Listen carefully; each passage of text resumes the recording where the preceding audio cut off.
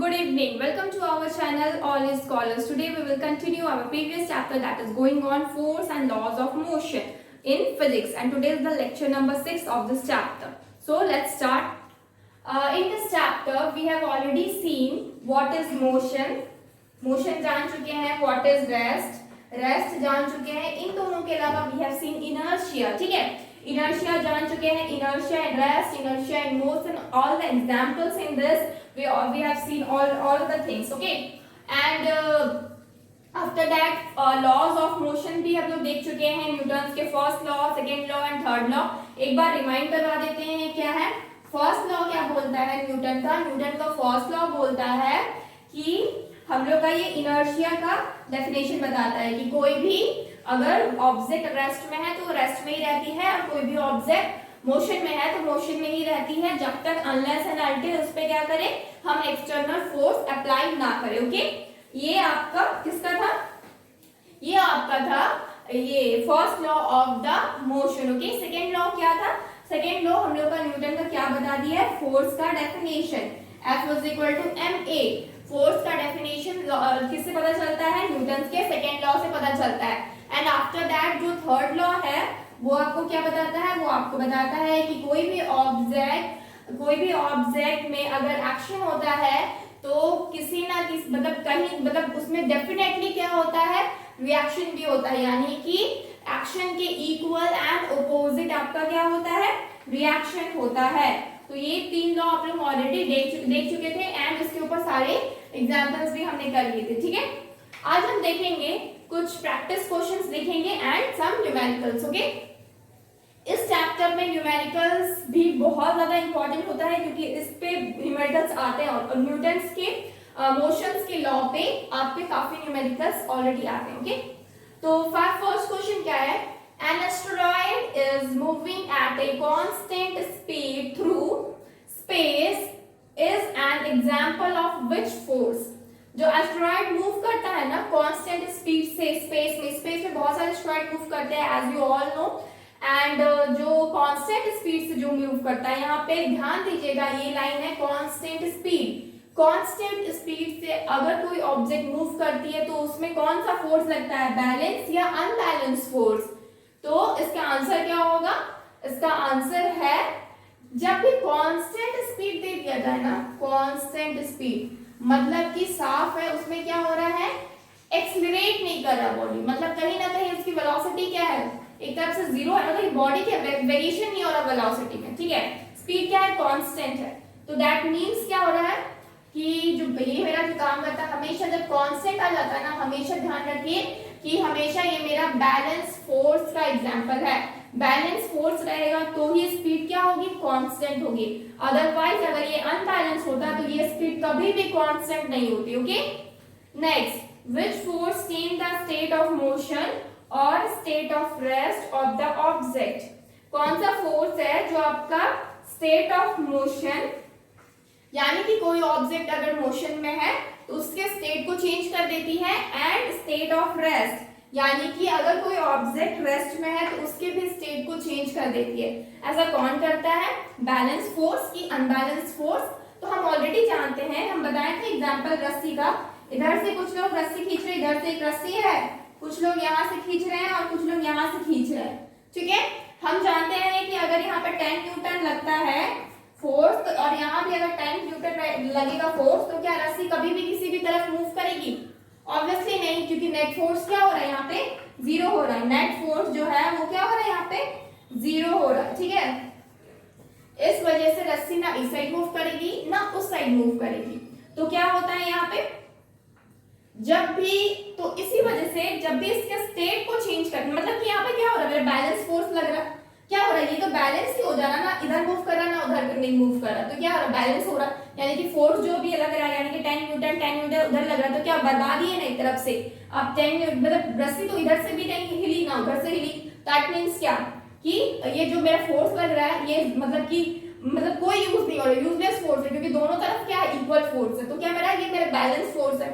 लेकिन जब भी इसके स्टेट को मूव करवाना हो, यानी कि मान लीजिए 10 की जगह इधर 20 लग रहा है, उधर आपका 10 न्यूटन का फोर्स लग रहा है, तो हम क्या देखेंगे, 20 न्यूटन, यानी कि इस साइड आपका फोर्स ज्यादा हो जाएगा और रस्सी पूरा इस साइड आ जाएगी खींच के।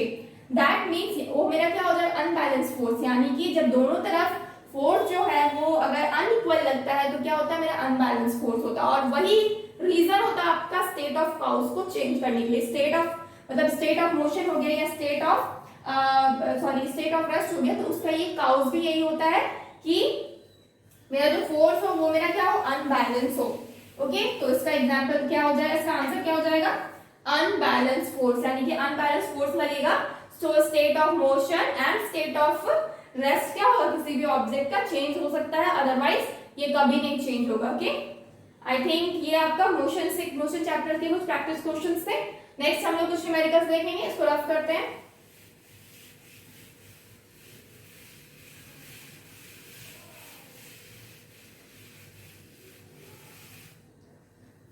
क्वेश्चन नंबर 3 क्या बोला गया, what force is required to produce an acceleration of 2 meter पर second in a body of mass 0.8 kilogram, that means what. Answer क्या हो जाएगा, बोला जा रहा है कौन सा फोर्स हम लोग को जरूरत होता है एक्सेलरेट करने के लिए बॉडी को, कितना फोर्स हम लोग को जरूरत होता है to produce an acceleration of 2 meter पर सेकेंड, यानी कि एक्सेलरेशन दिया हुआ है, ए दिया हुआ है कितना, 2 मीटर पर सेकेंड, और यहाँ पे body in a body of मास भी दिया हुआ है, यानी कि एम दिया हुआ है कितना, 0.8 किलोग्राम। ए क्या है आपका, एक्सेलरेशन है, और एम क्या है, मास है। हमको क्या पूछा गया है, फोर्स पूछा गया है, फोर्स पूछा गया है। तो फोर्स न्यूटन के कौन सा लॉ आपका फोर्स का डेफिनेशन देता है, हम अभी बताएं थोड़ी देर पहले, न्यूटन का सेकेंड लॉ हमेशा फोर्स का डेफिनेशन देता है, तो वो क्या होता है, F is equal to M A. ठीक है, एम कितना है, 0.8 किलोग्राम, और एक्सेलरेशन कितना है, 2 मीटर पर सेकेंड। ठीक है, मल्टीप्लाई करेंगे तो कितना आ जाएगा, 1.6 न्यूटन। ध्यान रखिएगा फोर्स का यूनिट क्या होता है, हमेशा न्यूटन में होता है, तो हम लोग का आंसर क्या हो जाएगा, 1.6 Newton. Okay, so this is our answer. Next question number 4, a body of mass 500 gram is resting on a frictionless table। frictionless table मतलब कोई भी ऐसा टेबल, frictionless अगर कहीं भी वर्ड आ जाता है frictionless, दैट मीन्स वहां बिल्कुल भी फ्रिक्शन नहीं है। और फ्रिक्शन का क्या काम होता है, मतलब फ्रिक्शन एक ऐसा फोर्स है जो मतलब कि बॉडी को मतलब क्या करता है, अपोज करवाता है। ठीक है, और फ्रिक्शन कम ज्यादा होगा तो दैट मीन्स वो जो फ्लोर है वो ज्यादा स्लिपरी होगा।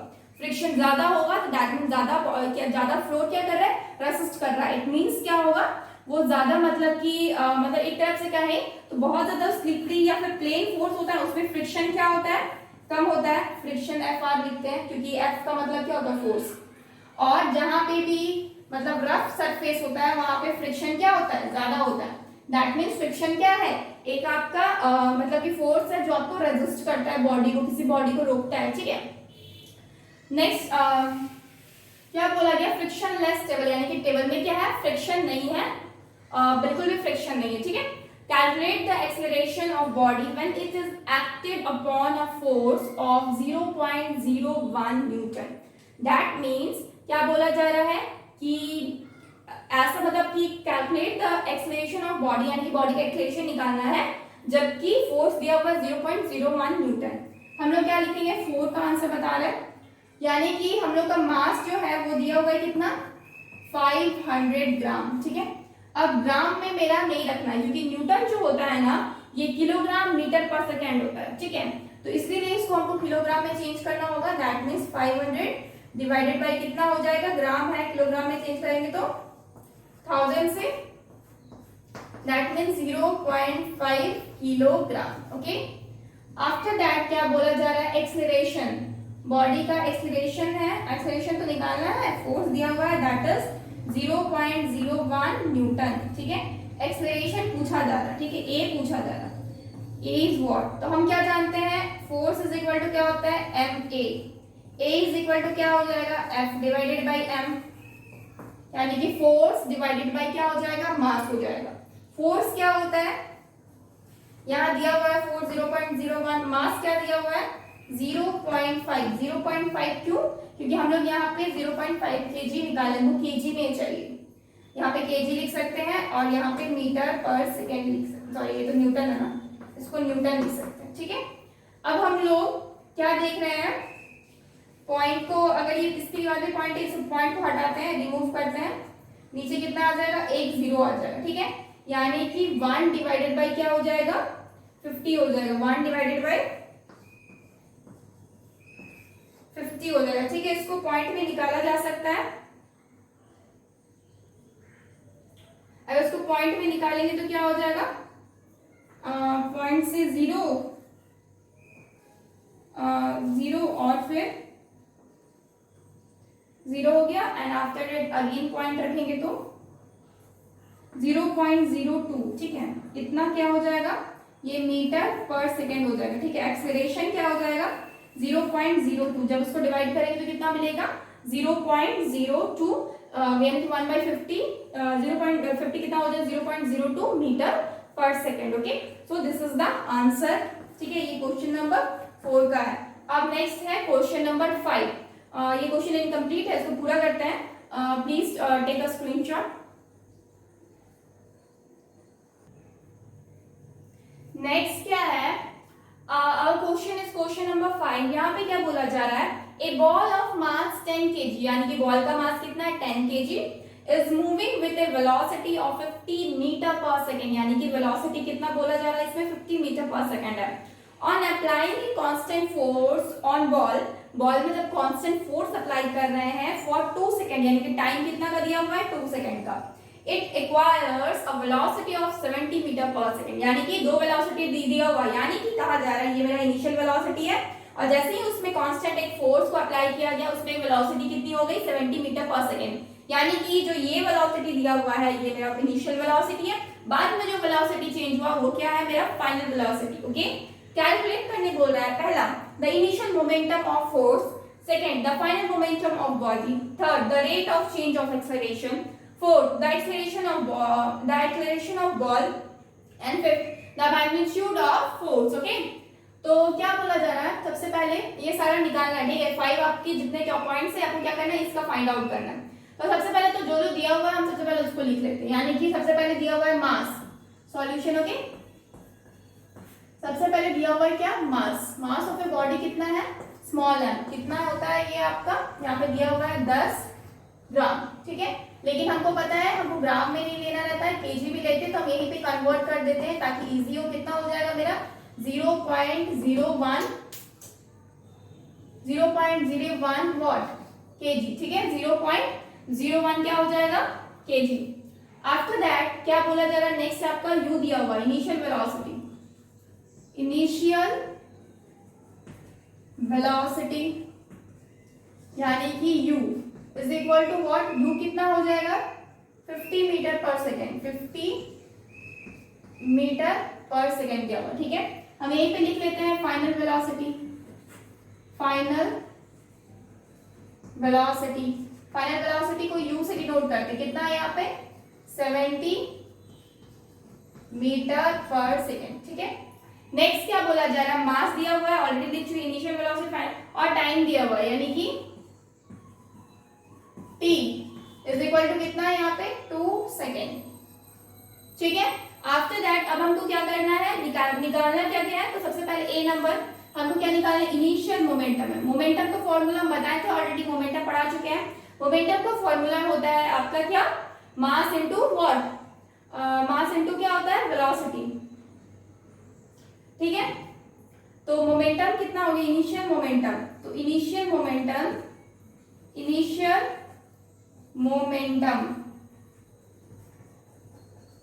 तो ये हम इसको p से डिनोट करते हैं नॉर्मली, तो ये क्या है, m इंटू होता है b, तो यहाँ पे u होगा, m कितना है यहाँ पे, ये आपका सॉरी m कितना है, 0.01 kg, kg वाला लेंगे, और u कितना है, 50 मीटर पर सेकेंड। कितना हो जाएगा, दोनों को मल्टीप्लाई करेंगे तो कितना हो जाएगा, 50, यानी कि 0.5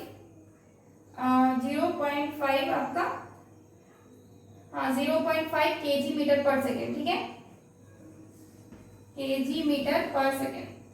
नेक्स्ट हम क्या जानते हैं, अब हम be the final momentum of the body, यानी कि फाइनल मोमेंटम जब निकालेंगे तो क्या होगा, फाइनल मोमेंटम, फाइनल मोमेंटम का फॉर्मूला क्या होता है, मास इनटू v, यानी कि final velocity.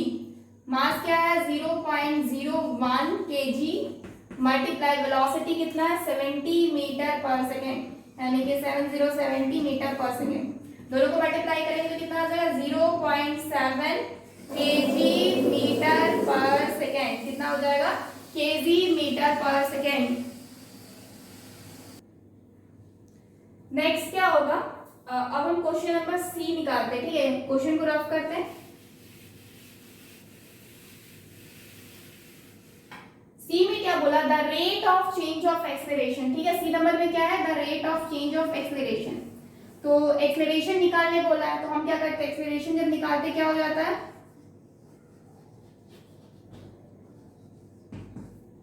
Rate of change of acceleration कितना होता है, v change in velocity divided by time, ठीक है। तो वेलोसिटी चेंज यानी कि v कितना है 70 माइनस 50 मीटर पर सेकेंड डिवाइडेड बाय कितना है 2 सेकेंड है, ठीक है। तो कितना हो जाएगा 20 डिवाइडेड बाय 2, कैंसिल आउट होगा तो कितना मिलेगा 10 मीटर पर सेकेंड स्क्वायर, ठीक है, 10 मीटर पर सेकेंड स्क्वायर। आफ्टर दैट क्या बोला जा रहा है, the acceleration of ball, acceleration of ball इधर रफ करते हैं,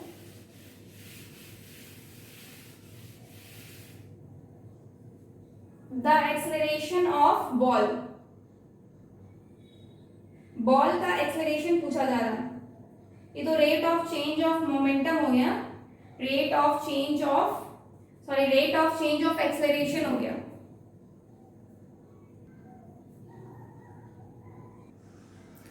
सॉरी, ये जो निकाल दिए ना ये एक्सेलरेशन हो गया, ठीक है, डी नंबर का एक्सेलरेशन हो गया। जो सी नंबर में था वो कितना था, rate of change of momentum था, ठीक है, rate of change of acceleration नहीं था, वो मोमेंटम था, ठीक है। रेट ऑफ क्वेश्चन मिस्टेक था, ठीक है, रेट ऑफ, क्योंकि दो जगह तो आपका एक्सेलरेशन नहीं निकाल सकते ना, तो रेट ऑफ चेंज ऑफ कितना था, मोमेंटम था, मोमेंटम, ठीक है। तो rate of change of momentum कितना होगा, तो final momentum minus initial momentum divided by T, तो कितना हो जाएगा final momentum minus initial momentum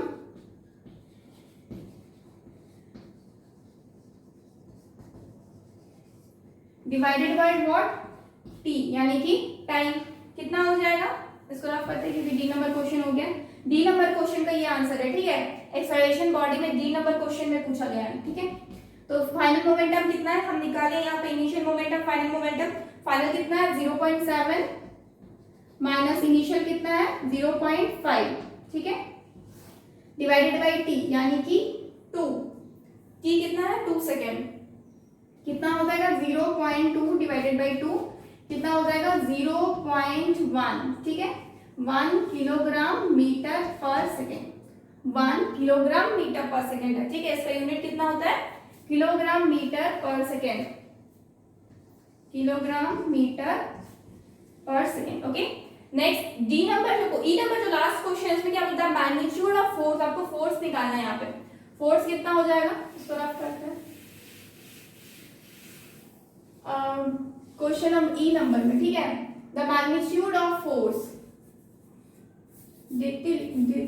force is equal to कितना हो जाता है m इंटू ए, m कितना है, m की वैल्यू कितनी थी, हम तो रफ कर दिए 0.01, ठीक है, 0.01, एक्सेलरेशन कितना आया 10, ठीक है।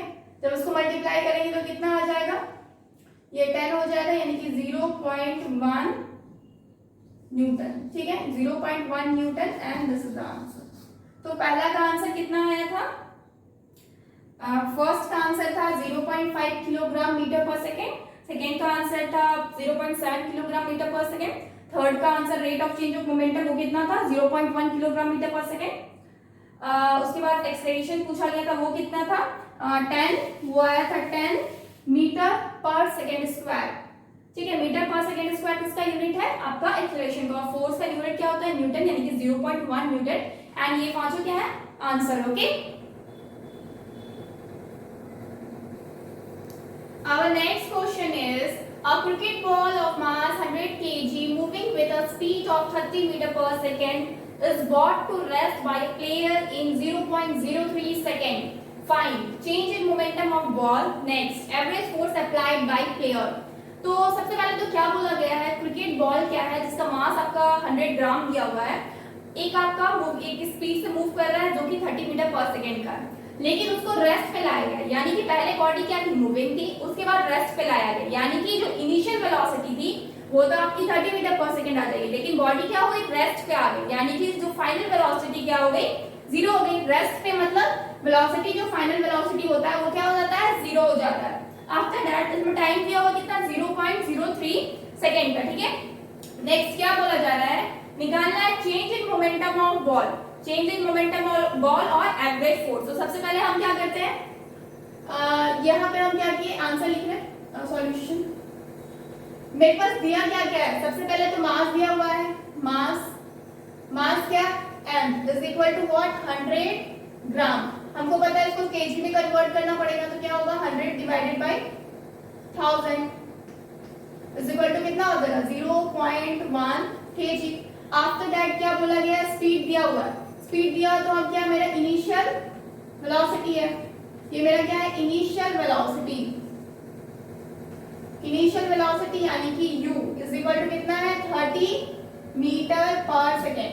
हम इसको कुछ नहीं करेंगे, लेकिन मेरे को फाइनल वेलोसिटी भी यहाँ दिया हुआ है, फाइनल वेलोसिटी वो क्या है, v is equal to what, 0 meter पर सेकेंड। जब भी बॉडी क्या होता है, आपका मोशन में रहता है, उसके बाद रेस्ट पे आता है, तो बॉडी का जो फाइनल वेलोसिटी होता है वो क्या होता है, always zero, it's always becomes zero. और यहाँ पे टाइम क्या दिया हुआ है, टाइम प्लेयर के थ्रू कितना लिया जा रहा है, टाइम t से डिनोट करते हैं, इज इक्वल टू कितना है, 0.03 सेकेंड है। Okay, after that question number 1 में क्या बोला गया, change in momentum of A ball.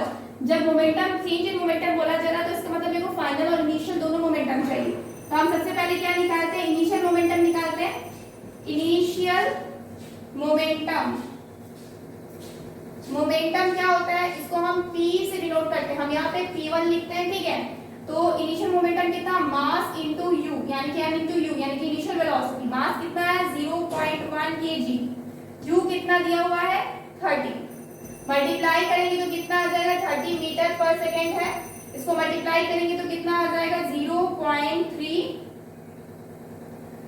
ये 30 हो जाएगा, यानी कि 3 होगा, सॉरी 0.30, ये कितना हो जाएगा, 3 क्या है, 3 किलोग्राम मीटर पर सेकेंड। ठीक है, नेक्स्ट क्या बोला जा रहा है, ये ए नंबर की, और उसके फाइनल वेलोसिटी निकालना होगा, तब तो हम चेंज इन मोमेंटम निकाल पाएंगे, या change in rate of momentum. Final velocity, final momentum निकालना तो क्या हो जाएगा, फाइनल मोमेंटम यानी कि P2 इज इक्वल टू कितना होता है, m इंटू v, m कितना है 0.1 kg इंटू v कितना है, v है मेरे पास 0, यानी कि क्या हो जाएगा 0 kg मीटर पर सेकेंड, यानी कि जो फाइनल मोमेंटम आ गया वो कितना हो गया, 0 हो गया। ओके, अब हम यहाँ बनाते हैं, फाइनल मोमेंटम तो 0 हो गया, चेंज इन मोमेंटम। ठीक है, change in momentum, change in momentum कितना हो जाएगा, is equal to P2 minus P1, यानी कि final momentum minus initial momentum, इसलिए हमने यहाँ P1 और P2 को मेंशन किया है ताकि पता चले, डिवाइडेड बाय कितना हो जाएगा T, P1 P2 कितना है, P2 आया मेरा 0 और P1 कितना है, P2 0 आया एंड P1 कितना आया 3, यानी कि 0 पॉइंट सॉरी ये 0 माइनस कितना हो जाएगा 3 डिवाइडेड बाय कितना है टाइम, यानी कि 0.03 दैट मीन्स कितना हो जाएगा -3 डिवाइडेड बाय 0.03, कैंसिल आउट होगा तो कितना बचेगा, 3 3 कैंसिल आउट हो गया, पॉइंट अगर ऊपर जाएगा तो डबल जीरो हो जाएगा, यानी कि इज इक्वल टू कितना हो जाएगा -100, यानी कि इतना किलोग्राम मीटर पर सेकेंड क्या है आपका चेंज इन मोमेंटम है, यानी कि 100 किलोग्राम पर सेकेंड, 100 किलोग्राम मीटर पर सेकेंड कितना है चेंज इन मोमेंटम है। सॉरी एक चीज इसमें यहाँ पे ना चेंज इन मोमेंटम पूछा, change in rate of momentum नहीं पूछा गया, चेंज इन ओनली क्या पूछा है मोमेंटम पूछा है, इसलिए क्या होगा सिर्फ 0 -3 यानी कि कितना हो जाएगा -3, change in rate of momentum तो फोर्स हो जाता है, ठीक है -3, ये -3 कितना हो जाएगा किलोग्राम मीटर पर सेकेंड, ठीक है, यानी कि चेंज इन मोमेंटम में P2 - P1 T नहीं होगा डिवाइड में, क्योंकि जब T आता है ना डिवाइड में चेंज इन रेट ऑफ वो हो जाता है rate in change of momentum, यहाँ पे क्या बोला ओनली चेंज इन मोमेंटम, ठीक है।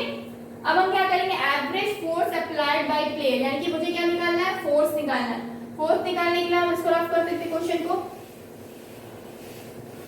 हमको एवरेज फोर्स निकालना है यानी कि फोर्स, ये हम बी नंबर सॉल्व कर रहे हैं, फोर्स निकालना है तो फोर्स क्या होता है rate of change of momentum होता है, क्या होता है rate of change of momentum. हमको क्या पता है ना कि चेंज इन मोमेंटम जो है वो तो हम ऑलरेडी निकाल चुके हैं, अब rate of change of momentum यानी कि change in momentum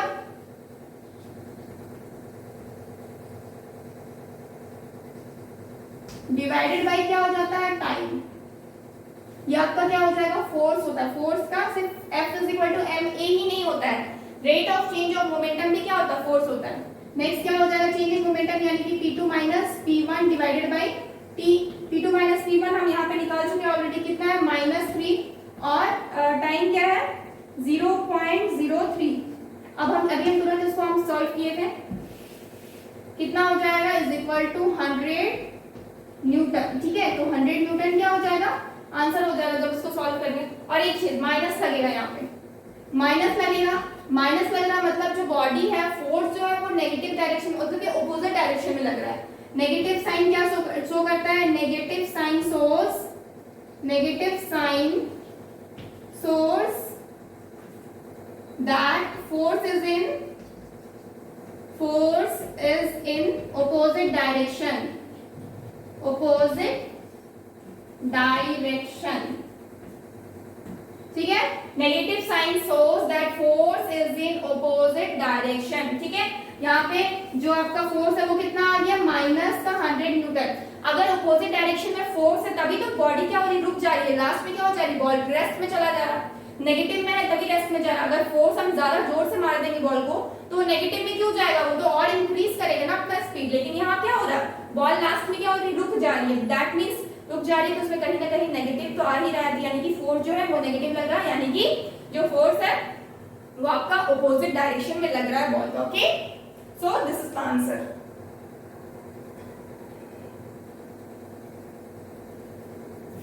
so friends आज के इतना ही रखते हैं, okay,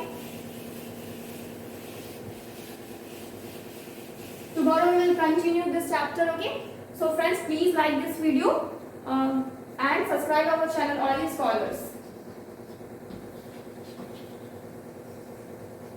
please subscribe our channel All Scholars and download our app that is cscsindia.com, please download our app and subscribe our channel. Thank you so much, goodbye and take care.